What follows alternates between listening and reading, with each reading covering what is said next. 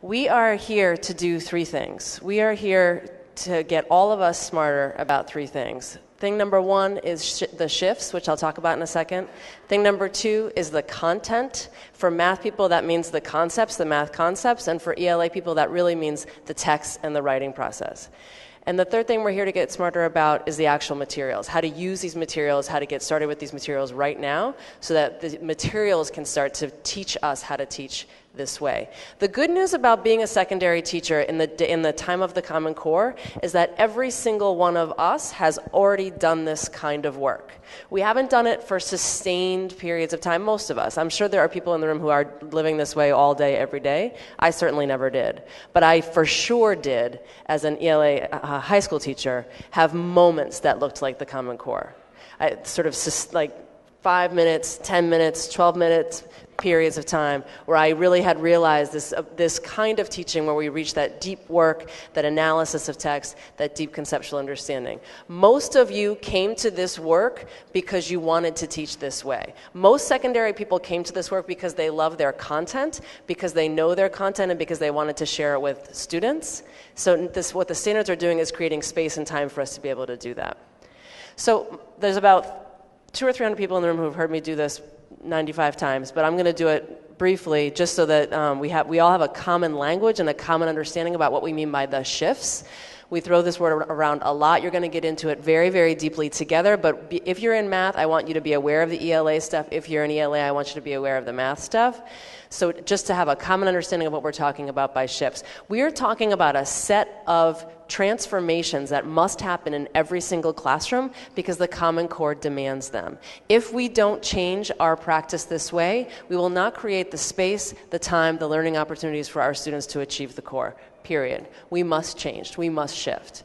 And so we've articulated 6 shifts in ELA and 6 shifts in math. In ELA, a lot of the headlines you've heard. So the first headline is nonfiction, more nonfiction, right? Heads nodding, yes, more nonfiction. But the trick is, that's shift number 1. Shift number 2 is it's not just more nonfiction, it's gaining knowledge about the world through nonfiction. It's asking students to make meaning about what is on the page, asking students to make meaning about what is in the world through the page. So the difference is, and secondary teachers love to hear themselves talk. So, come on, admit it. We're all very interesting, right? And so part of the shift for us is to stop telling stories. Part of the shift for us is to not be quite as excited about what we know and they don't, and the cool ways we have developed to tell them about those things, about the world.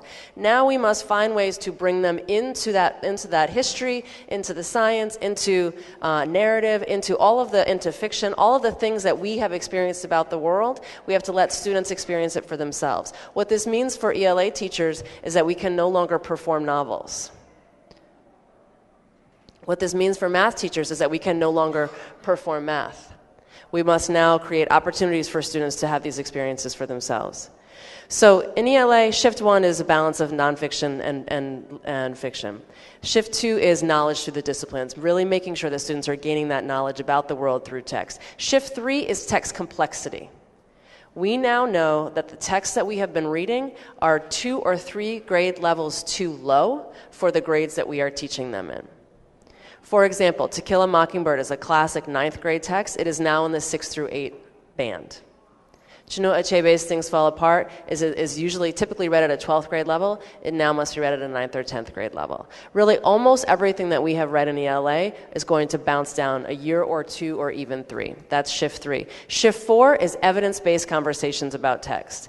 This is the most observable thing, principals. I want you to notice this. And teachers, when you're talking with other teachers about what is visible, what is tangible in your classrooms, the number one thing that you're going to be able to see and feel day to day and that your students will notice as a major difference is we are now having textual conversations.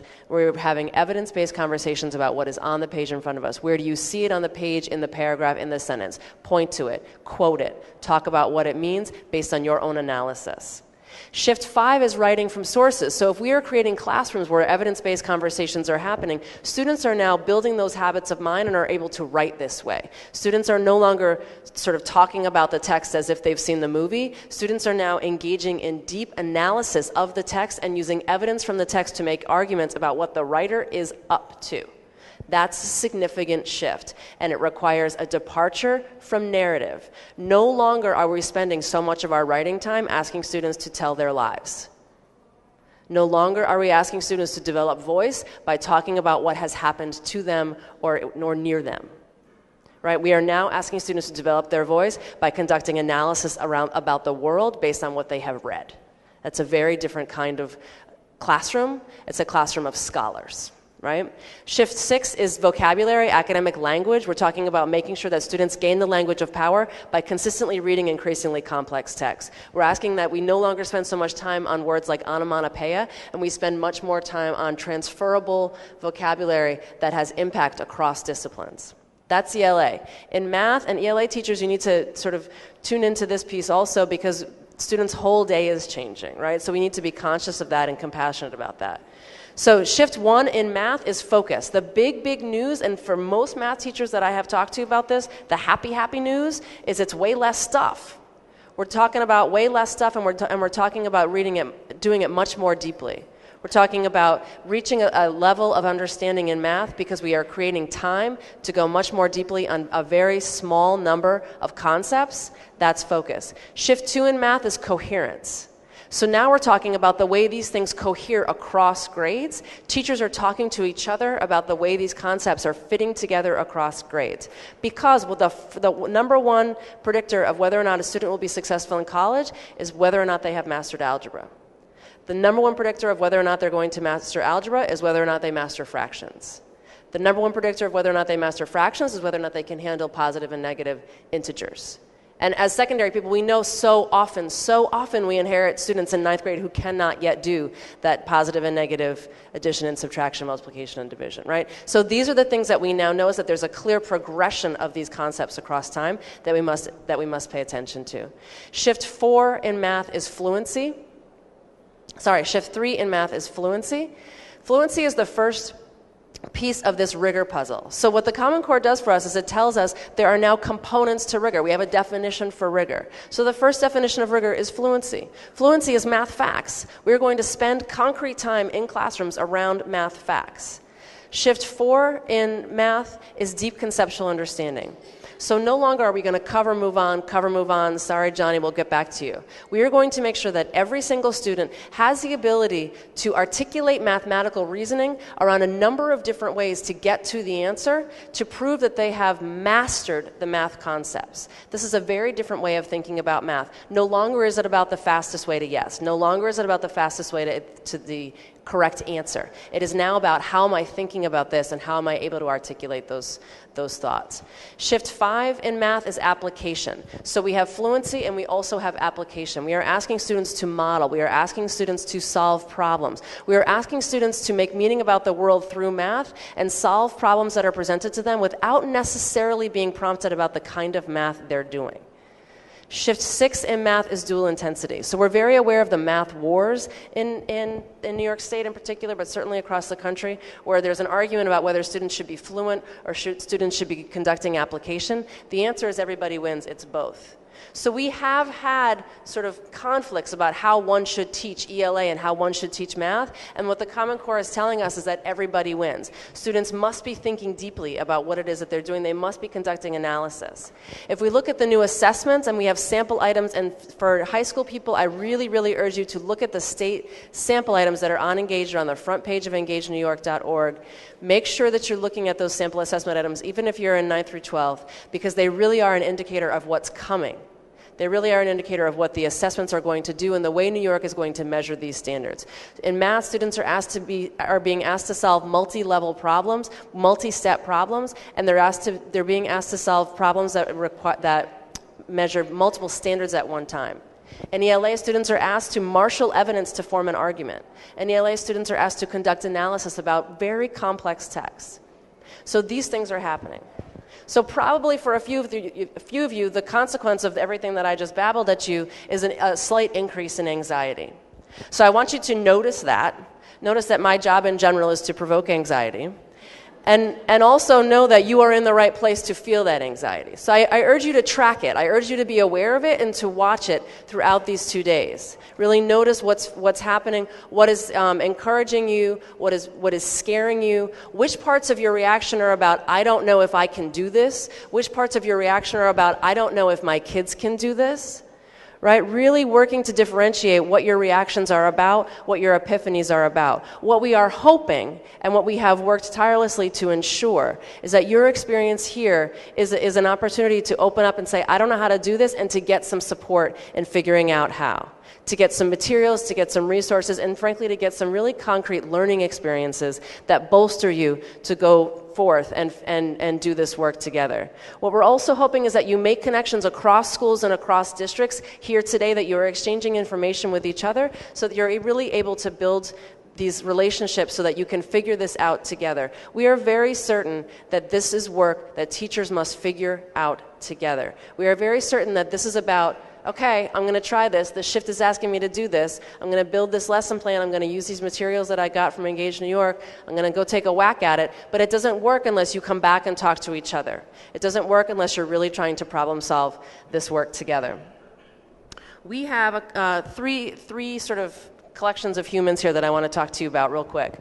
We have a team from the SED and from the organization that I'm a part of, which is the Regents Research Fund. We all work for Commissioner King, who, by the way, is, those of you who know him know that he's literally grieving right now that he cannot be here.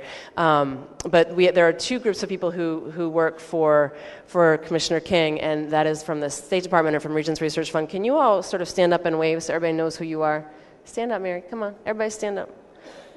So this is us. This is our team. We are here to help you. We actually have, as you know, the registration desk upstairs. There's also an Engage New York help desk up there. If you can't find your way around Engage, we just rejiggered it a little bit. We're there to help you. We're here to make sure you know what you're doing on that website and with these resources. That's the first group of people that are here to help you. The second group of people that are here to help you is we have an ELA consortium that is working very hard to provide you professional learning experiences and resources, physical resources, to help you in your classroom. We'll talk a little bit more with the ELA folks after math folks go upstairs. But I want you to know that this is a group of people that are here to support your work. We also have a math consortium, a team of math people led by Andrew Chen, who's out of MIT, an organization called Edutron, and he is here to provide, again, learning experiences and materials to really help you get started in your classroom.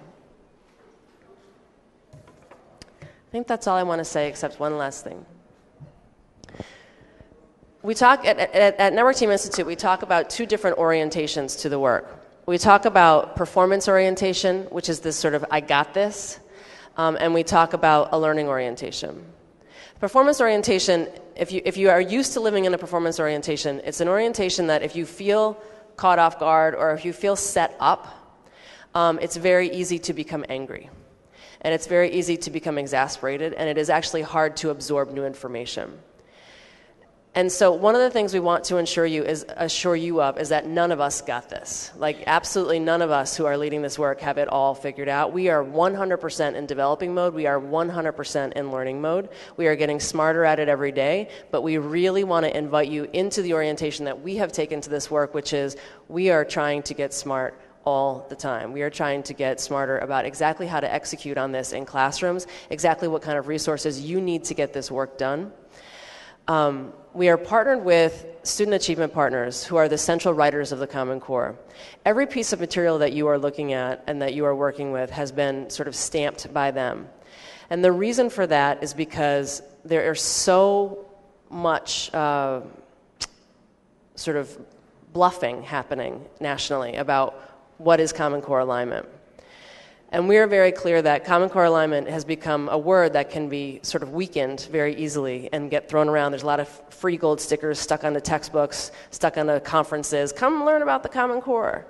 And we want to make sure that you know that we are learning about this every day, and the main folks that we're learning about it from are the guys that wrote the standards. So what that means is that you are learning directly from the guys that wrote the standards. So know that this is the safest place to not know, and that we are excited to watch you get smarter and to get smarter with you. Please talk to us. Please let us know what you're getting out of this, what you're not getting out of us. Please push us, and we will push you. We are so, so glad you're here. Math folks are going to head upstairs, the stairs right behind you through that window, and ELA folks, all ELA folks are going to stay right here. Thanks, everybody. Have a great day.